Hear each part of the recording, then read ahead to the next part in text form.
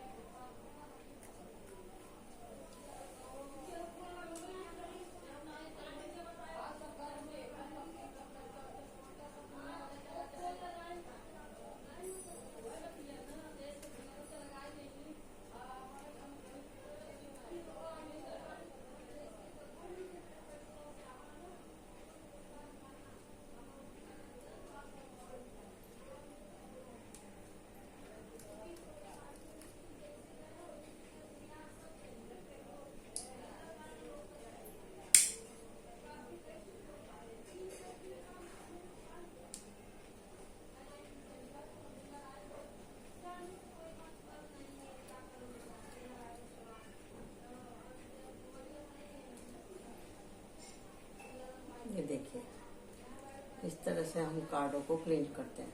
ये भी एक तरीका है साथियों, देख लीजिए आप। ओके, धूप अगरबत्ती जला के आप उसके ऊपर से ऐसे घुमाइए। यूनिवर्स प्लीज मेरा प्लेटफॉर्म आप क्लीन कर दीजिए और मेरे कार्डों को भी क्लीन कर दीजिए और अपनी दिव्य ऊर्जा से इनको चार्ज कीजिए, ठीक है ना। धूप में भी रखते हैं और चांदनी रात में भी रखते हैं इनको। बट आजकल की धूप बहुत ज़्यादा है, आपको पता ही है कि ना, वो कार्ड खराब हो जाते हैं ज़्यादा धूप में। या तो एकदम सुबह सुबह की धूप हो, 10-15 मिनट रखो उसमें, बस हो गया।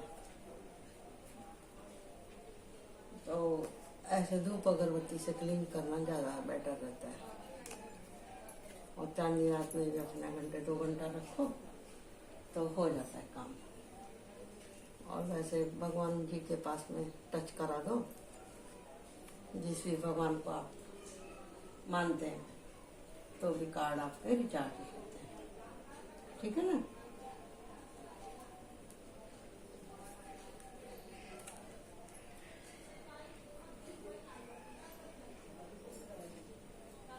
ओके, तो ये हम पूरा यहाँ से स्टेज भी क्लियर कर देते हैं। ओके, और अपने हाथों को भी क्लीन कर लेते हैं। ठीक है, आशा करती हूँ कि आपको दिखाई दे रहा होगा।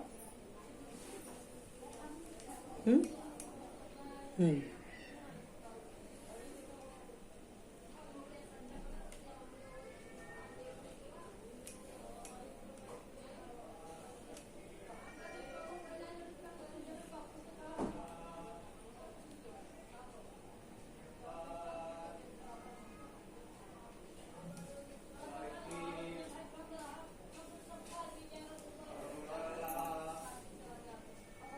ठीक है, तो अब हम रीडिंग शुरू करने जा रहे हैं साथियों।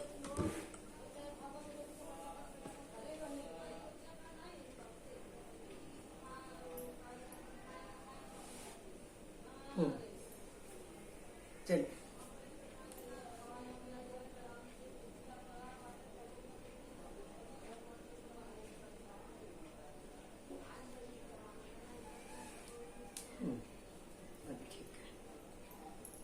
तो हमारी सोल की प्रोग्रेस किस तरह से होती है और हम कैसे कर सकते हैं और क्यों नहीं होती, इन्हीं सभी सवालों का आज हम उत्तर देंगे साथियों। और ये कलेक्टिव रीडिंग है, आप लोग देखिएगा जरूर। तो हमारी सोल की तरक्की क्यों नहीं होती है और हमको किस तरह से करनी है, कब करनी है। देखिए साथियों के देखिए, जब तक हम ज्यादा मैच्योर नहीं होते, जब तक हमको इतनी बड़ी बड़ी बातें समझ में नहीं आती है। बहुत से लोगों को तो समझ में ही नहीं आता, पूरी उम्र निकल जाती है तो भी।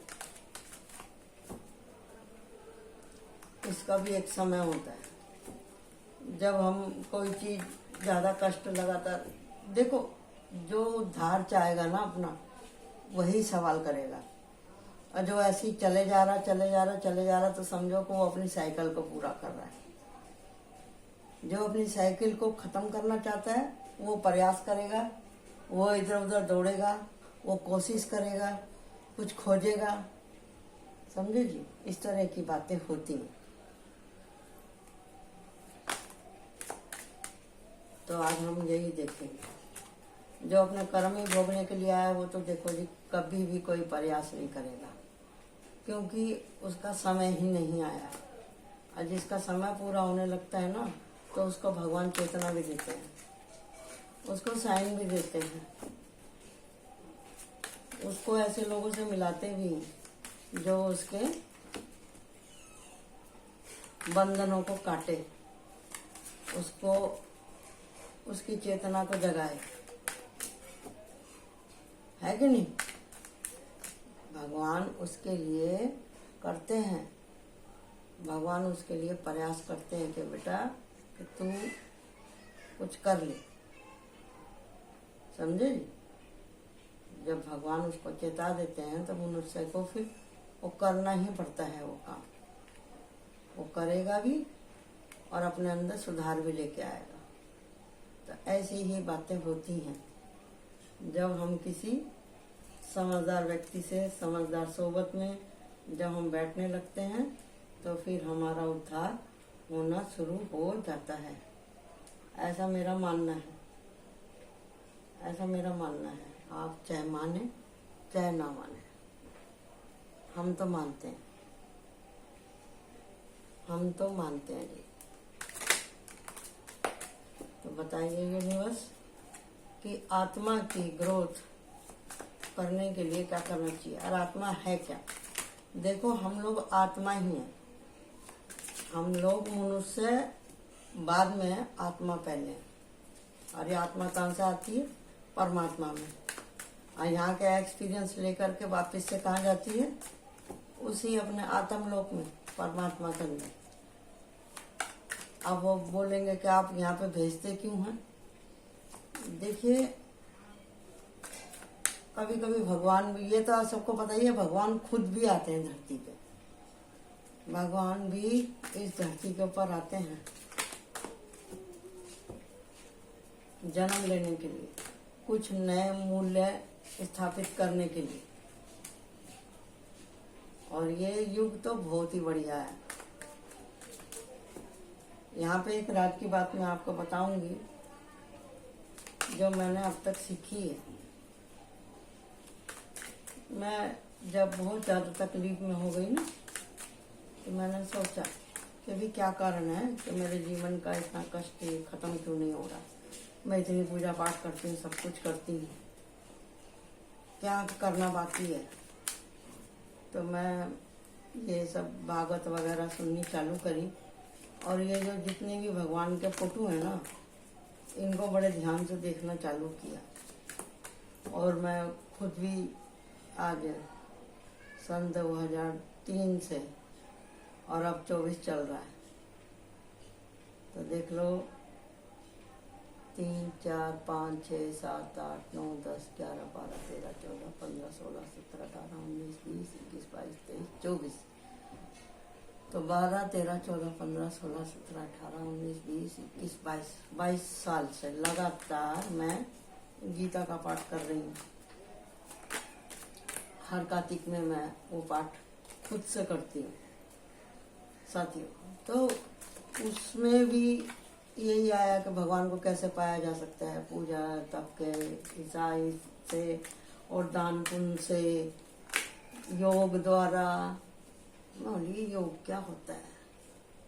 फिर मैं जुड़ी ये शिव चर्चा से, तो वहाँ पे भी अब जब भोलेनाथ के पूजा करनी चालू करी मैंने, वैसे मैं विष्णु भक्त हूँ, तो जब मैंने वो चालू करी तो मेरे को फिर समझ में आया करके। तो वो ये भोलेनाथ का मैं सावन के सोमवार में ही मेरे को इनके प्रति आकर्षण होता था करके। कम आकर्षण था, लेकिन जिस दिन से भोलेनाथ जी से आकर्षण चालू हुआ मेरा, तो मेरे को अपने सवालों के जवाब मिलने चालू हो गए। तो फिर मैं ऐसे ही उससे जुड़ी, तो वो लोग कहते थे कि शिव को अपना गुरु बनाइए, तो मैंने भोलेनाथ को गुरु बनाया फिर अपना। वैसे तो मेरे गुरु हैं ही बाबा हरदेव सिंह महाराज। अब बाबा हरदेव सिंह महाराज के अंदर भी मैं वही ऊर्जा समझती हूँ, क्योंकि उनका तो नाम ही बाबा हरदेव सिंह महाराज है। तो मेरे को कहीं ना कहीं ऐसा लगा। और ये भी सफ़ेद वस्त्र धारण करते हैं। अब भोलेनाथ की पूजा में भी आपको पता ही है कि भी उनकी तो खुद उनका श्रृंगार श्वेत ही है। तो फिर मेरे को सवालों के जवाब मिलने चालू हो गए साथी। जब सवालों के जवाब मिलने चालू हो गए मुझे, फिर आपको पता है कि हर देवी देवता का 108 नाम है, और वो मैं पढ़ती ही थी नाम पूजा के टाइम पे। कांवर वगैरह भी फिर मैंने उठानी चालू कर दी। और फिर उसके बाद में साथियों कांवर वगैरह उठानी चालू कर दी, तो 108 नाम पढ़ रही थी, तो उसमें आया नाम भोलेनाथ का, योगेश्वर नाथ। मैं बोली अरे ये योगेश्वर नाथ। फिर कृष्ण जी के नाम में पढ़ती थी, तो उसमें भी योगेश्वर नाथ आया नाम। मैं बोली ये चक्कर क्या है। और एक तरफ वो बोलते हैं कि भी भगवान तो योगी हैं, और वो शेषनाग पे बैठ के योग करते हैं, ये अपने कैलाश पे बैठ के योग करते हैं। फिर एकदम से मेरे दिमाग में बूम हुआ, बोली ओ हो, अब इस स्टेज पे आ चुके हैं हम, यानी कि मैं अब मेरे लिए पूजा पाठ दान पुण्य कुछ मतलब नहीं रखता। करती हूँ, लेकिन अब मेरे को अपना भक्ति का लेवल थोड़ा सा ऊपर लेके जाना पड़ेगा। ऊपर ले जाने के लिए क्या है कि अपने शरीर को ही माध्यम बनाना है अभी। अपने शरीर को ही माध्यम बनाना है। अब इतने बड़े भगत तो है नहीं हम भैया, अपने सिर को काट के भगवान के चरणों में चढ़ा दें, है ना। रावण ने तो वही किया था ना, आपको तो पता ही है। रावण ने तो वही किया था साथी। अगरबत्ती बुझ गई है, तो रावण ने तो वही किया था, तो इतना तो हम कर ही नहीं सकते। जब हम इतना कर ही नहीं सकते तो साथी अभी तो कहना भी बेकार है। जो काम और जो बात हम नहीं कर सकते तो उसका तो दावा करना ही बेकार है ना। लेकिन फिर ये मैंने प्रचार सुना पीएमसी का, सुन रहे साथियों। फिर मैंने पीएमसी का प्रचार सुना। पीएमसी से जब मैं जुड़ी तो जब मैं वहाँ गई तो मेरी प्रेमनाथ जी से मुलाकात हुई। वो वहाँ पे अपने बता रहे थे स्पिरिट वर्ड के बारे में। और वो तो बहुत हाई लेवल के हैं और फटाफट बोले जा रहे थे। वो उनका एक्सपीरियंस हाई है और जो उनके टच में है वो लोग तो भैया बहुत कुछ समझ चुके हैं और उनका मेडिटेशन करते हुए बहुत समय हो चुका है। इसी तरह की बात थी। तो मैंने सोचा कि भैया ये तो वो जैसे क्लास में टीचर बोलती कुछ समझ में आया, तो सब लोग बोल रहे हैं हाँ जी समझ में आया।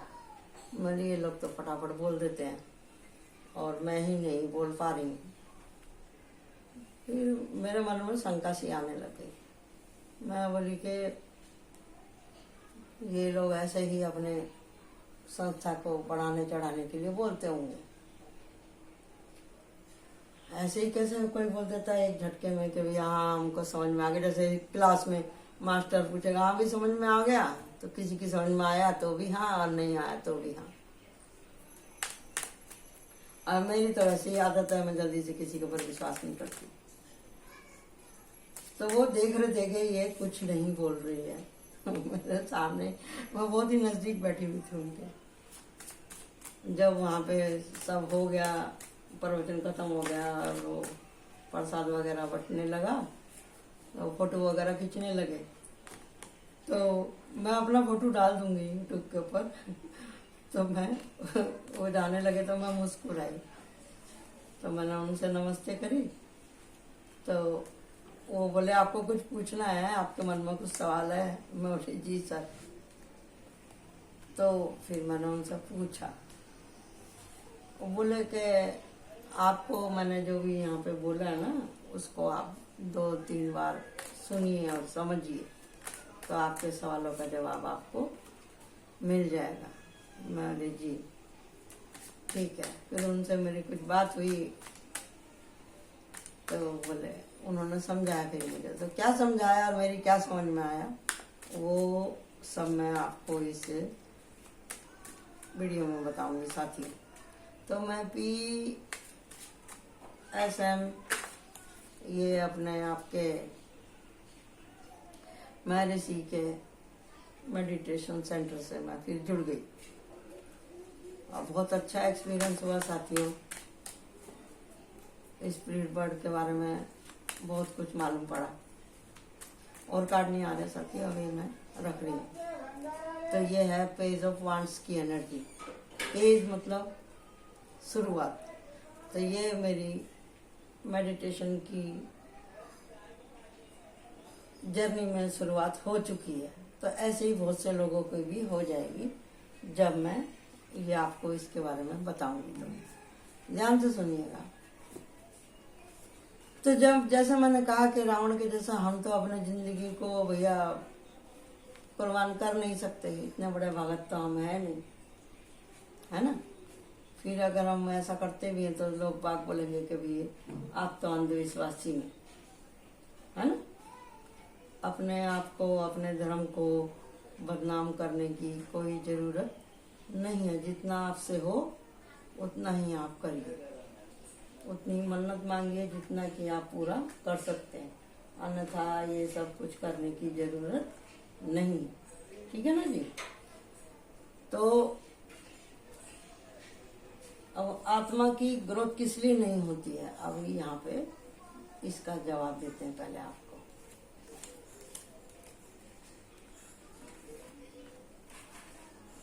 ये देखिए, हमारी आत्मा की ग्रोथ हमारी ही गलतियों की वजह से नहीं होती, क्योंकि हम बार बार असमंजस की स्थिति में रहते हैं कि मैं इधर जाऊं कि किधर जाऊं, क्या करूं नहीं करूं।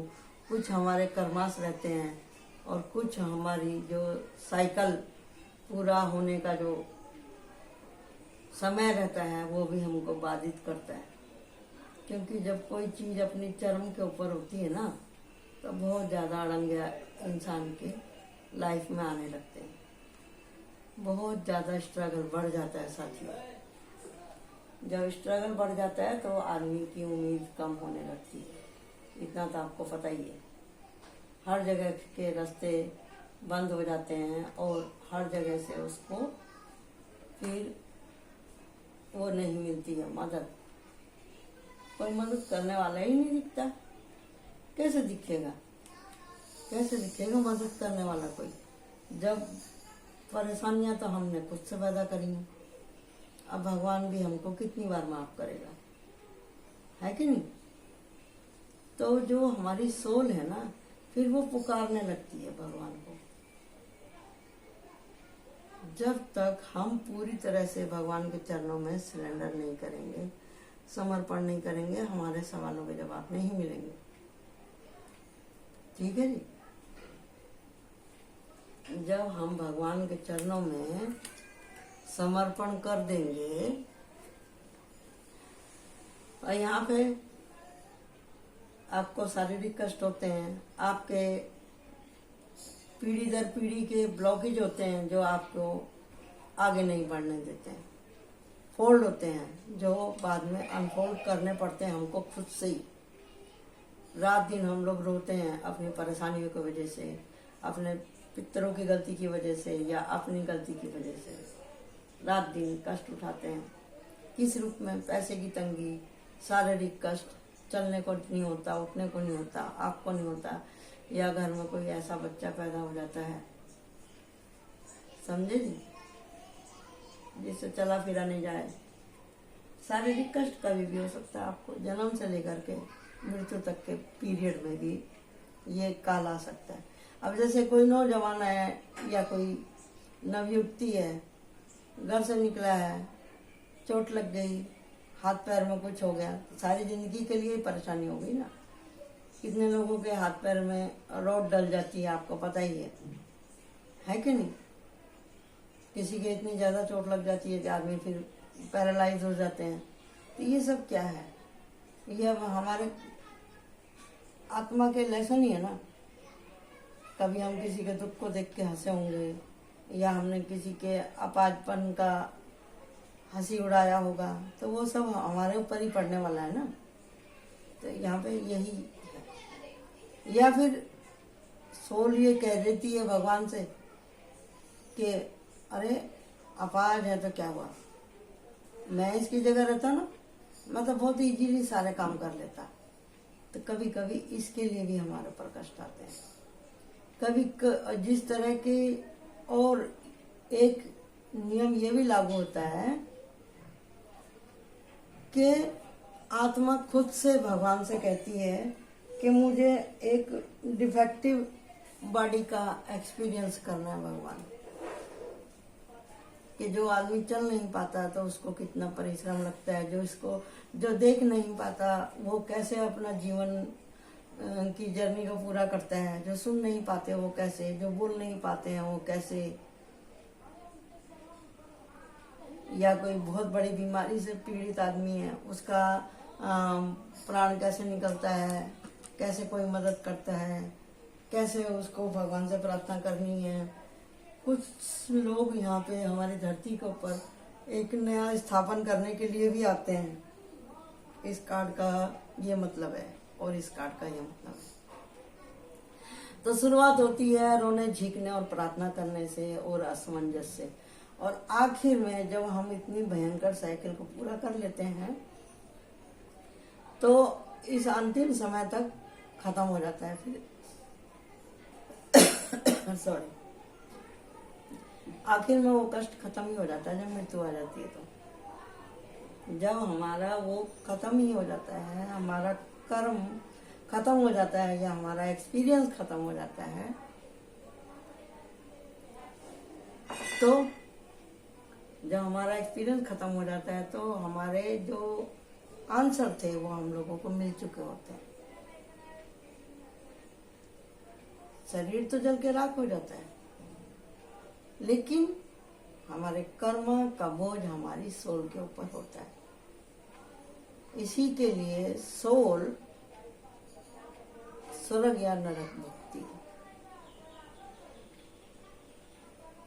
कर्म तो शरीर ने किया है, लेकिन आनंद किसने लिया?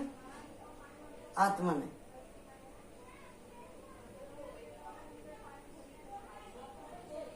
इसके लिए आत्मा को स्वर्ग या नरक में जाना पड़ता है।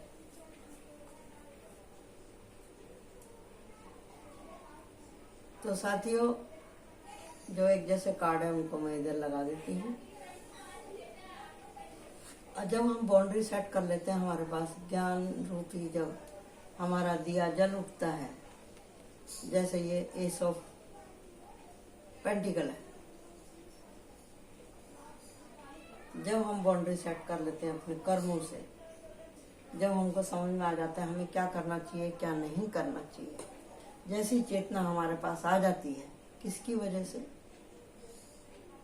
जब हम इतनी तकलीफ उठाते हैं, जब हम अकेले में बैठ कर रोते हैं ना, तो वो हर्मिट मून होता है। जब हम उस हर्मिट मून में जाते हैं और रात दिन भगवान से प्रार्थना करते हैं, गुहार करते हैं उस परम सत्ता से, तो हमको सुकून मिलना चालू होता है। अब मैं क्या करूं के जवाब हमको मिलने लगते हैं। और जब हमारी भगवान से लग जाती है लो, जब हमारी भगवान से लो लग जाती है, तो भगवान हमको किसी ना किसी रूप में साक्ष्य देता है। काली माँ का कार्ड, इसको मैं काली माँ से रेजोनेट करती हूँ। और जब आप लगातार मेडिटेशन करते हैं योग द्वारा, सांसों के द्वारा, जैसा कि आजकल बहुत बताया जा रहा है, लेकिन लोगों की समझ में आ रहा है कि नहीं आ रहा है, ये बात अलग है। कि कोई जप नहीं, कोई तप नहीं, आनापाना सती में यही किया जाता है, विपश्यना में यही किया जाता है कि आप एक जगह बैठ जाओ और केवल सुनने में चले जाओ। आप सांसों के ऊपर ध्यान दो, किस तरह से सांस आ रहा है जा रहा है, तो जागृति होती है। आपकी अंदर की निगेटिविटी बाहर जब आने लगती है तो वो बहुत भयंकर होती है। जैसे काली माता की ऊर्जा, वो आपके अंदर के सारी नकारात्मक को, निगेटिविटी को जला के राख कर देती है। और उस टाइम पर बहुत डर लगता है, बहुत ब्लास्ट होते हैं बॉडी के अंदर में। तो सबसे पहले तो आपके एंसेस्टरों का उद्धार होता है जब आप योग करने लगते हैं। आपके एंसेस्टरों का उद्धार होने लगता है, मुक्त होने लगते हैं वो, और खुश होते हैं कि मेरे बच्चे ने वो काम किया जो हम नहीं कर पाए।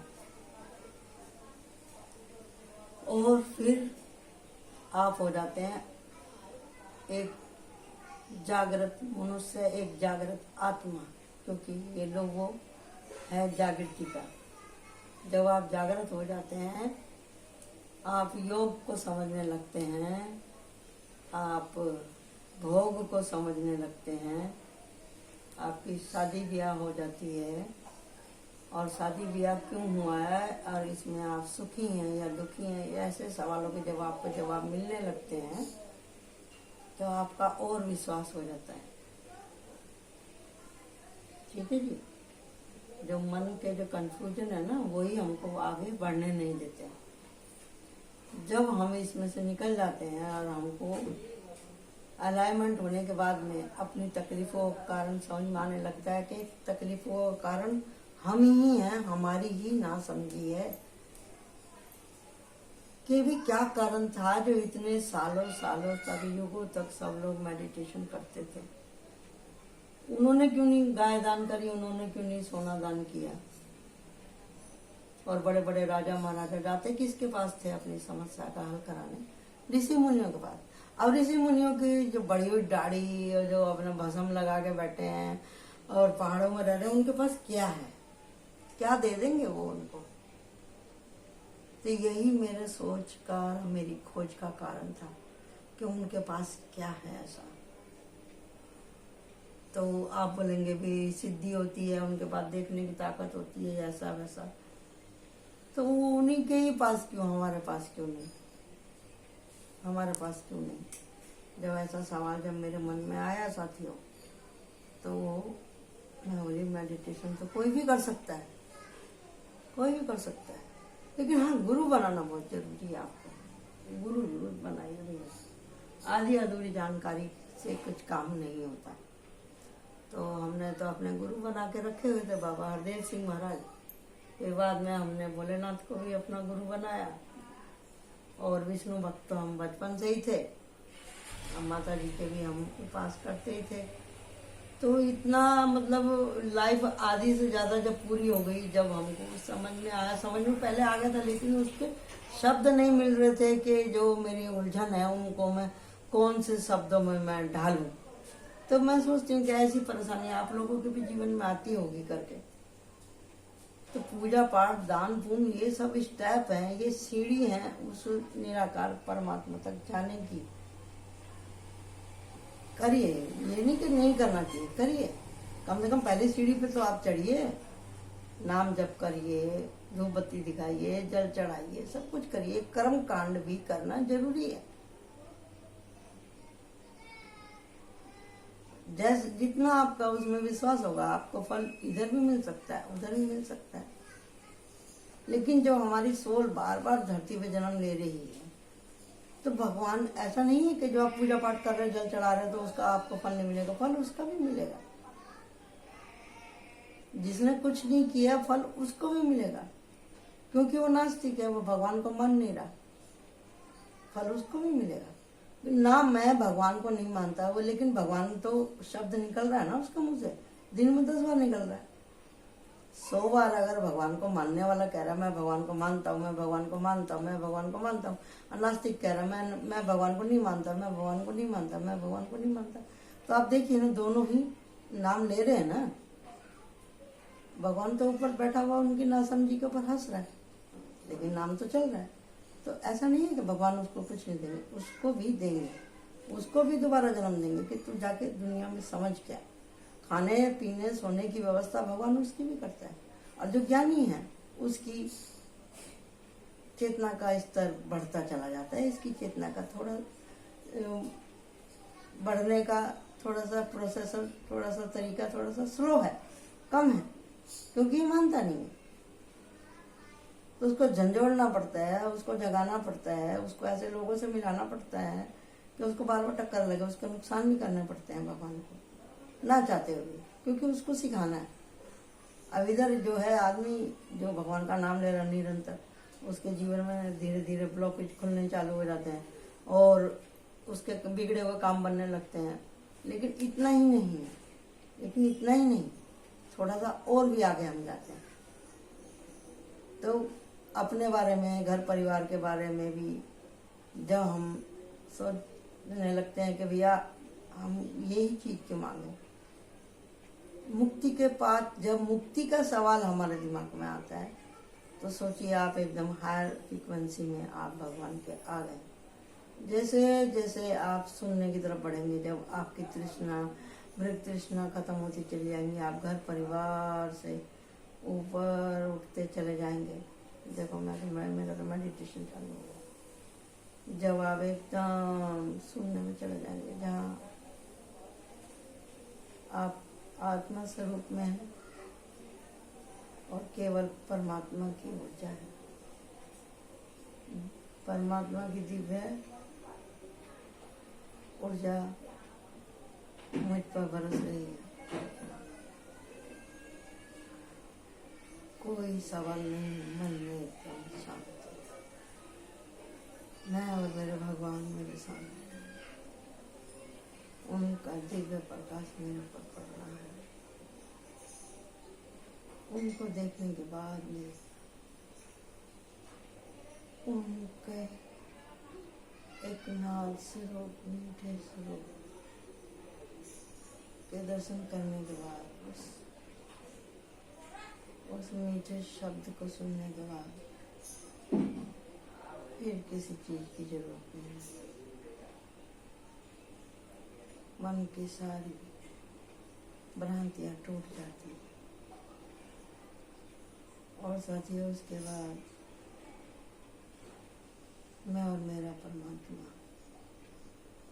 आत्मा और परमात्मा का मिलन परम आनंद की तरफ बढ़ने लगता है।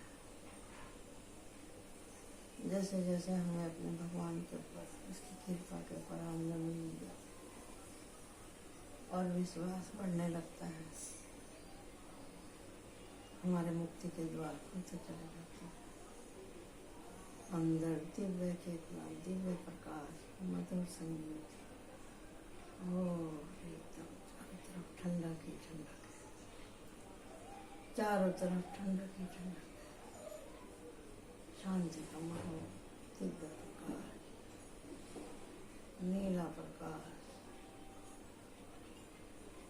कभी कभी वो वाइट हो जाता है, कभी रेनबो हो जाता है, कभी ब्लू हो जाता है।